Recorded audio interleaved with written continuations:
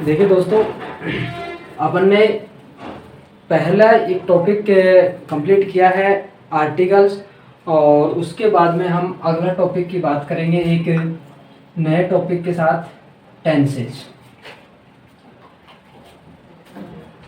थोड़ा सा लेंथी और इसी के ऊपर डिपेंड है कि आपका अगला जो टॉपिक्स हैं, दो टॉपिक्स हैं, एक्टिव पैसिव और डायरेक्ट इनडायरेक्ट, तो इसी ही से रिलेटेड दोनों टॉपिक्स हैं। तो सबसे पहले हम बात करेंगे टेंस में। तो टेंस का जो क्वेश्चंस जो आएंगे, जो टेंस से संबंधित जो क्वेश्चंस बनते हैं, उनमें हम दो तरह के क्वेश्चंस पढ़ेंगे। एक तो हम बात करेंगे करेक्ट फॉर्म्स ऑफ वर्ब की, करेक्ट फॉर्म्स ऑफ वर्ब यानी कि क्रिया की सही अवस्था, और दूसरी हम बात करेंगे Hindi to English translate, Hindi से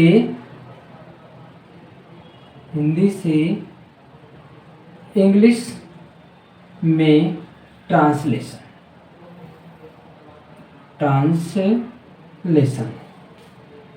तो देखना, दो तरह के क्वेश्चंस पूछ सकता है कि एक तो करेक्ट फॉर्म्स ऑफ वर्ब का, और दूसरा हिंदी से इंग्लिश में ट्रांसलेशन, यानी कि हिंदी का वाक्य देकर के हमसे जब इंग्लिश में ट्रांसलेशन करवाता है तो हिंदी से इंग्लिश ट्रांसलेशन हो जाएगा। और दूसरा, पहला हम बात करेंगे करेक्ट फॉर्म्स ऑफ वर्ब की। तो जैसा कि आप सभी जानते हैं कि टेंस जो है वो कितने प्रकार के हैं। मुख्य रूप से हम जानते हैं कि टेंस 3 प्रकार के हैं। सिंपल सी बात है, खूब अच्छी तरह से अपन जानते हैं इनको कि टेंस 3 प्रकार के होते हैं, प्रेजेंट, पास्ट और फ्यूचर। प्रेजेंट, पास्ट और फ्यूचर। तो हम इन तीनों टेंसों को जब जानते हैं, यानी कि वर्तमान काल, भूतकाल और भविष्य काल, तो इससे आगे भी हम जानते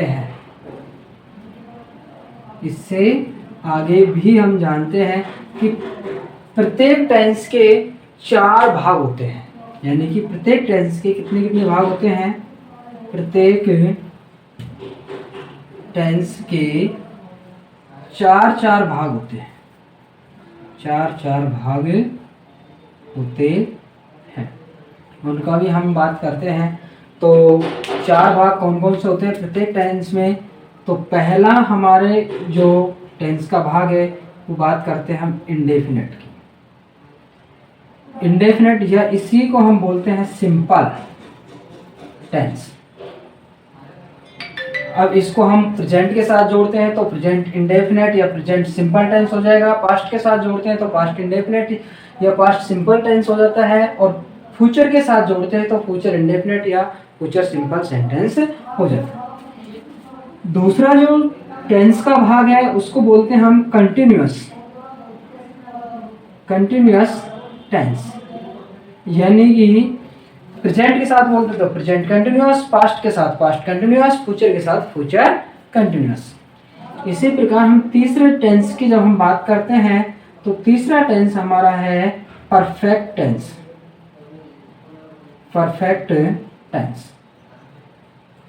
यानी कि प्रेजेंट के साथ जोड़ेंगे तो प्रेजेंट परफेक्ट, पास्ट के साथ पास्ट परफेक्ट, फ्यूचर के साथ फ्यूचर परफेक्ट। और जो चौथा हमारा टेंस है वो है परफेक्ट कंटिन्यूअस टेंस,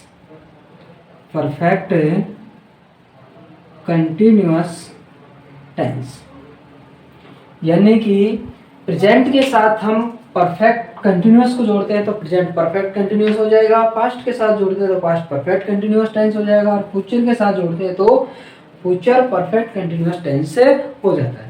इस प्रकार हम देखते हैं तो तीनों का जब 4 भाग होते हैं तो कुल मिलाकर के हमारे पास में 12 टेंस आते हैं। तो हम 12 टेंसों की जब हम बात करेंगे तो देखना, सिंपल सी बात है कि हम करेक्ट फॉर्म्स का, सबसे पहले हम करेक्ट फॉर्म्स की बात करेंगे, करेक्ट फॉर्म्स ऑफ वर्ब की बात करेंगे तो करेक्ट फॉर्म्स ऑफ वर्ब की जब हम बात करते हैं तो हमारे पास में ना हिंदी का सेंटेंस होता है केवल और केवल इंग्लिश का सेंटेंस होता है, और इंग्लिश के सेंटेंस में हमारे पास में जब होता है तो इंग्लिश के सेंटेंस में एक ब्लैंक स्पेस दिया जाता है और टेंस को पहचान करके उस ब्लैंक स्पेस में हमें सही वर्ब भरनी होती है। तो वर्ब भरने का जो नियम है, जो रूल्स है, सबसे पहले तो हम टेंस की पहचान करना सीखेंगे कि टेंस की पहचान कैसे की जाती है। अगर टेंस की पहचान का पता लग जाएगा कि टेंस का पता लग जाएगा तो हम करेक्ट फॉर्म आराम से भर सकते हैं। तो देखिए हम बात करते हैं कि ये तो यहाँ तक एक जनरल सी बात हुई। इसके बाद में एक छोटी सी बात और देखते हैं कि सेंटेंस के बारे में देख लेते हैं एक बार, फिर हम करेक्ट फॉर्म्स की बात करेंगे, फिर हम हिंदी से इंग्लिश की ट्रांसलेशन की बात करेंगे। तो सबसे पहले हम सेंटेंस की बात कर लेते हैं। तो सेंटेंस में क्या हो जाता है कि जब सेंटेंस का हमें पता लग जाता है तो सेंटेंस में हमारे पास में स्ट्रक्चर बन जाता है, और स्ट्रक्चर जब बन जाएगा तो अपन हिंदी से इंग्लिश का भी ट्रांसलेशन कर सकते हैं, करेक्ट फॉर्म भी सही भर सकते हैं। तो देखना एक बार हम बात करते हैं सेंटेंस की, यानी कि वाक्य की। जब हम वाक्य की बात करते हैं तो वाक्य की परिभाषा क्या होती है? वाक्य की परिभाषा जब हम बात करते हैं तो वाक्य की परिभाषा देखना, a group of words, a group of words यानी कि शब्दों का समूह।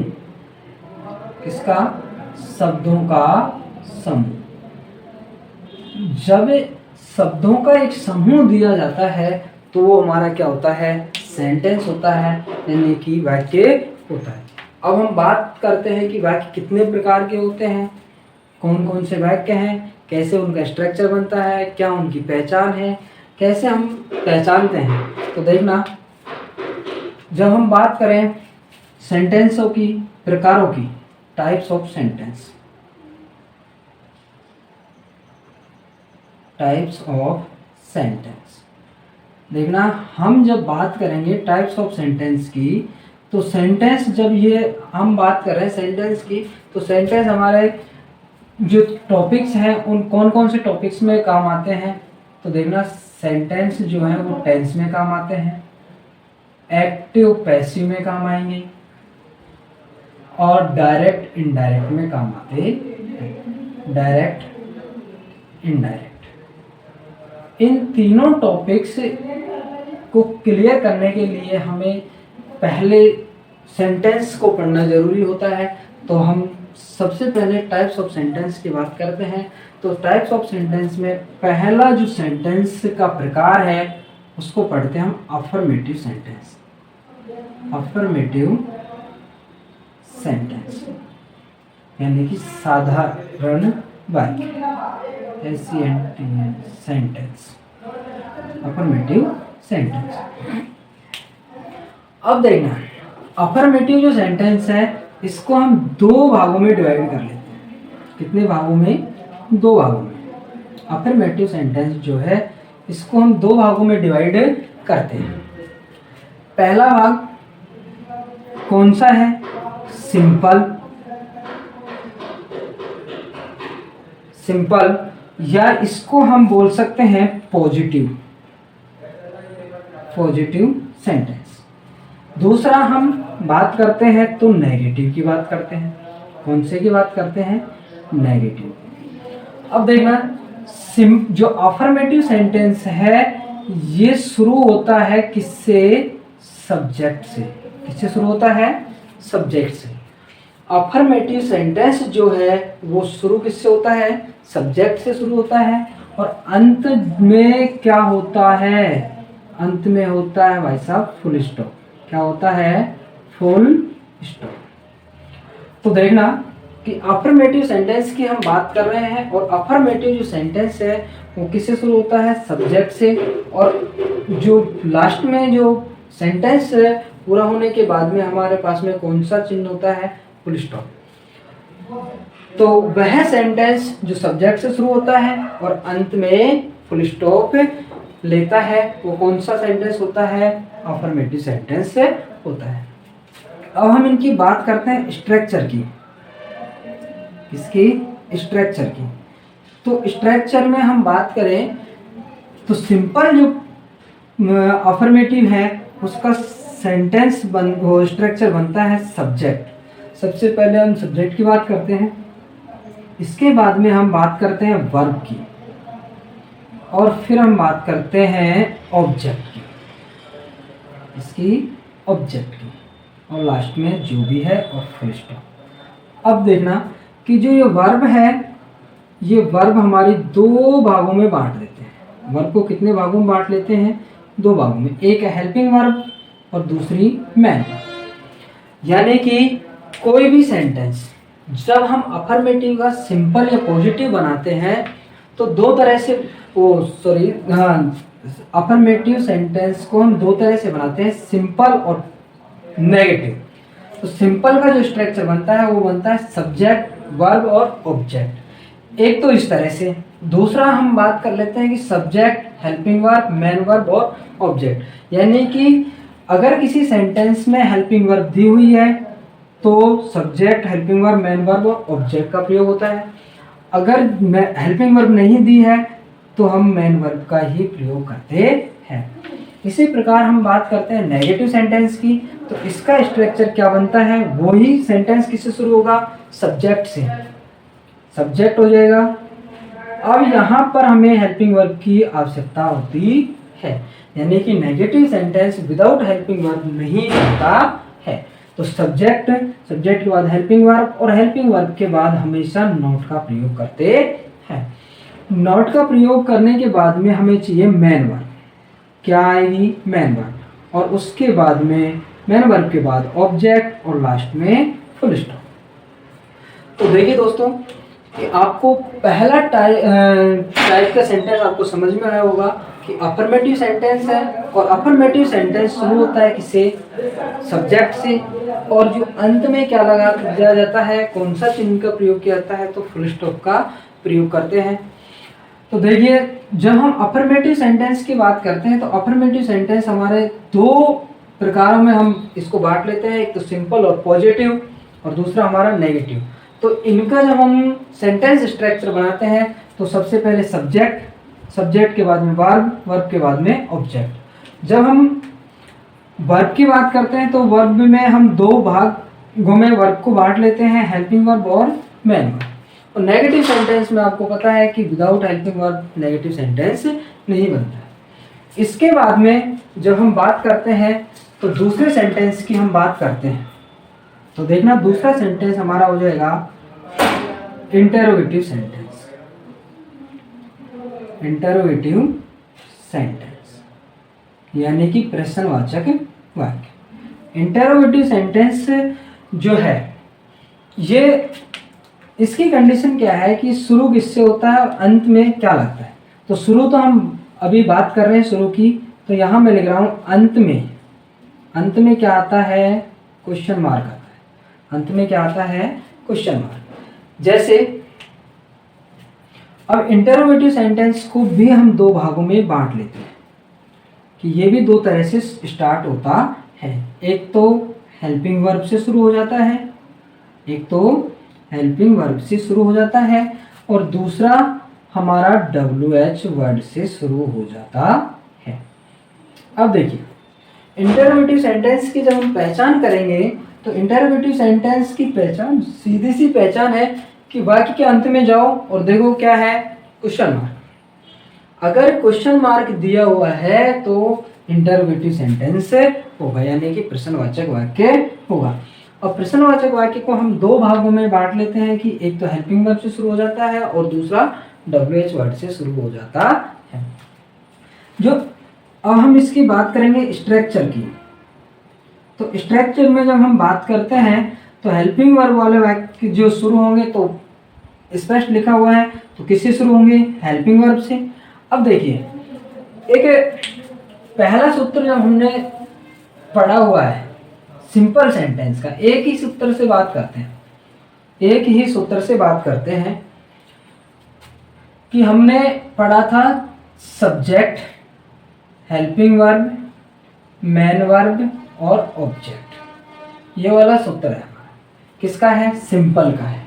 कौन से सेंटेंस का है? सिंपल सेंटेंस का। नेगेटिव सेंटेंस में हमें जाना है तो नोट, तीसरे नंबर पर हमें नोट लगा देना है। अगर हम यहाँ जाते हैं तो तीसरे नंबर पर नोट लगाते हैं। सूत्र वही है, एक ही है, यानी कि सिंपल सेंटेंस का जो सूत्र है उसी से हम बना रहे हैं तीनों चारों सूत्रों को। तो सबसे पहले हमारे पास में है सब्जेक्ट, सब्जेक्ट के बाद में हेल्पिंग वर्ब, हेल्पिंग वर्ब के बाद में मेन वर्ब और ऑब्जेक्ट। ये तो सिंपल का हो गया। अब हमें बनाना है नेगेटिव का। नेगेटिव जब हमें बनाना है तो नेगेटिव में हमेशा तीसरे नंबर पर, या हम कह सकते हैं कि हेल्पिंग वर्ब के बाद नोट लगाते हैं। तो सब्जेक्ट, हेल्पिंग वर्ब और नोट, दो सूत्र हमारे पास में क्लियर हो गए। अब तीसरे जो सूत्र की हम बात करते हैं तो देखना तीसरे सूत्र में क्या होता है कि इसको आगे, हेल्पिंग वर्ब को आगे और सब्जेक्ट को हेल्पिंग वर्ब के स्थान पर ले जाते हैं और इंटरोगेटिव सेंटेंस का सूत्र बन जाता है। देखो, helping verb, subject, main verb, object और लास्ट में क्वेश्चन मार्क। ये हमारा इस वाले सेंटेंस का बन गया। जो हेल्पिंग वर्ब से शुरू होता है उसका स्ट्रक्चर बन गया। क्या बन गया? Helping verb plus subject plus main verb plus object और लास्ट में क्वेश्चन मार्क। अब हम बात करें कि WH वर्ड से शुरू होगा, उसका स्ट्रक्चर क्या बनेगा। तो जो ये स्ट्रक्चर दिया हुआ है, इससे पहले हम WH वर्ड और जोड़ देते हैं और इधर से यदि ऑब्जेक्ट दिया हुआ है तो लिख देते हैं, नहीं दिया है तो यहाँ से ऑब्जेक्ट को हटा देते हैं। अक्सर ऑब्जेक्ट नहीं होता है तो WH वर्ड, इसके बाद में आ जाएगा हमारा हेल्पिंग वर्ब, इसके बाद में आ जाएगा सब्जेक्ट, इसके बाद आ जाएगा मेन वर्ब और लास्ट में क्वेश्चन मार्क। तो देखिए दोस्तों, दोनों सेंटेंस आपको समझ में आए होंगे कि अफर्मेटिव सेंटेंस और इंटरोगेटिव सेंटेंस। तो जब हम टेंस की बात करते हैं तो टेंस में तो इन दोनों सेंटेंसों का प्रयोग होता है। टेंस में तो इन दोनों सेंटेंसों का प्रयोग होता है। इन्हीं सूत्रों से हम सेंटेंस को हिंदी से इंग्लिश में ट्रांसलेट करते हैं। इन्हीं के अकॉर्डिंग हम करेक्ट फॉर्म्स भरते हैं। जैसे सब्जेक्ट के बाद में या तो खाली स्थान दे दिया जाएगा तो हेल्पिंग वर्ब पूछी जाएगी। अगर हेल्पिंग वर्ब दे रखी है तो मेन वर्ब पूछी जाएगी, तो मेन वर्ब की जगह खाली स्थान दे दिया जाएगा। तो ये दोनों सेंटेंस तो आपको टेंस के अकॉर्डिंग या टेंस में यूज करने हैं। इसके बाद में जो तीसरा टाइप्स ऑफ सेंटेंस का जो तीसरा भाग है वो देखना है। वो हम बात करेंगे उनकी कौन से सेंटेंसों में, डायरेक्ट इनडायरेक्ट के में और एक्टिव एंड पैसिव में। तो देखना, अब हम अगला सेंटेंस की बात करते हैं। तो अगला सेंटेंस हमारा आता है जब तीसरे नंबर पर इंपरेटिव सेंटेंस। इंपरेटिव सेंटेंस यानी कि आज्ञात्मक वाक्य। कौन सा वाक्य? आज्ञात्मक वाक्य। लिख देता हूं, आज्ञात्मक वाक्य। अब जब हम आज्ञात्मक वाक्य की बात करते हैं तो शुरू होगा। तो शुरू तो ये चार तरह से स्टार्ट करते हैं उनको। कितने प्रकार से? चार प्रकार से। लेकिन अंत में क्या लगाते हैं? तो अंत में, इनके अंत में जो होता है वो फुल स्टॉप यूज होता है। और हम वाक्य को कितने तरह से शुरू करते हैं? शुरू। तो देखना, इंपरेटिव जो सेंटेंस है उसको शुरू करते हैं वर्ब की फर्स्ट फॉर्म से। वर्ब की फर्स्ट फॉर्म से एक हम बात करते हैं डोंट से या डू नॉट से। एक हम बात करते हैं लेट से। एक बात करते हैं हम प्लीज या काइंडली से। प्लीज या काइंडली से। देखिए दोस्तों, इनका जो ये इंपरेटिव सेंटेंस है इसका प्रयोग हम डायरेक्ट, इनडायरेक्ट और पैसिव वॉइस में हम बात करेंगे। इनका वहीं पर यूज होता है। तो वर्ब की फर्स्ट फॉर्म से जो वाक्य शुरू होता है वो इंपरेटिव सेंटेंस होता है और अंत में क्या होता है? Full stop. अब हम वहां जैसे हमने लिखा open the door, open the door. अब ये जो सेंटेंस है, अब यहाँ ओपन है, वर्ब की कौन सी फॉर्म है, फर्स्ट फॉर्म दी हुई है। अब हम तुरंत पहचान जाएंगे कि वर्ब की फर्स्ट फॉर्म से वाक्य शुरू है, कौन सा है, इम्परेटिव है। इम्परेटिव सेंटेंस के अकॉर्डिंग हम क्या कर देंगे, सीधा अज्ञात वो डायरेक्ट इनडायरेक्ट, डायरेक्ट से इनडायरेक्ट बना देंगे, या पैसिव से पूछेगा तो हम सीधा एक्टिव से पैसिव बना देंगे। इसी प्रकार हमारे पास में यह है डोंट से या डू नॉट से शुरू है। देखना, जैसे सेंटेंस है डोंट डिस्टर्ब मी। अब देखो डोंट है, लास्ट में फुल स्टॉप है, लास्ट में क्या है, फुल स्टॉप है। अगर फुल स्टॉप ना हो करके यहां क्वेश्चन मार्क दिया हुआ है तो हमारा सेंटेंस इंटरोगेटिव का बनेगा, लेकिन यहां पर क्या दिया हुआ है, फुल स्टॉप, तो ये सेंटेंस हो गया हमारा इम्परेटिव का। लेट, जब लेट से शुरू है तो भी हमारा सेंटेंस होगा कौन सा, इम्परेटिव। जैसे लेट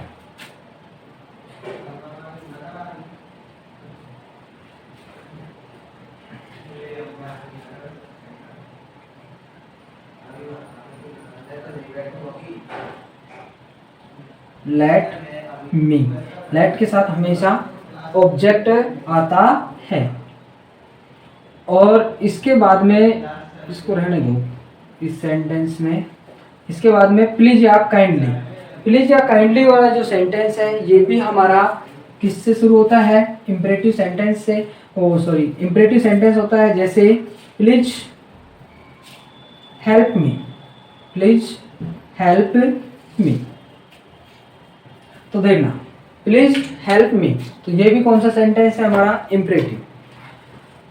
इसके बाद में हमारी जो अगला सेंटेंस है वो उसकी बात करते हैं, तो अगला सेंटेंस हमारा आ जाएगा ऑप्टेटिव सेंटेंस।